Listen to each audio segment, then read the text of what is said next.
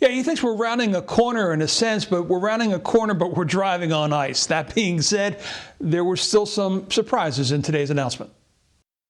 The budget unveiled by Governor Mike DeWine carries with it something that wasn't expected, $1 billion in one-time spending for the governor's Investing in Ohio initiative. $460 million in support for small businesses, $450 million to support infrastructure projects to build stronger communities, and $50 million to tell Ohio's story to the rest of the world. It is really time for us to be bold.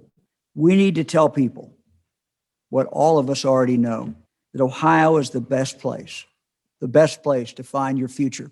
You may remember the state had to cut $775 million from the budget in May and June last year, which wasn't easy when you consider states are merely middlemen for tax money. More than 85% of what they take in goes back out in payments to schools, higher education, Medicaid, and local governments. Education bore the brunt last time, while the state also imposed salary cuts, a pay and hiring freeze, and other items to save money.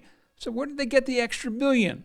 The federal government, which came through with extra Medicaid money the state had hoped to see but couldn't budget for until they did. That's about $2.4 billion right there. If they thought for a second the same funds would be there next year too, they could loosen the purse strings. But the governor says you can't. It's going to end December 31st. We're not assuming anything beyond that. As a result, the state did not have to dip at all into its $2.7 billion rainy day fund. And the governor says he won't this year either because he has no idea what the future holds as we enter into a race between the vaccine and the variants. We have to be prepared in case there is something that comes up that is unforeseen and that we have to hunker down again. We don't want to.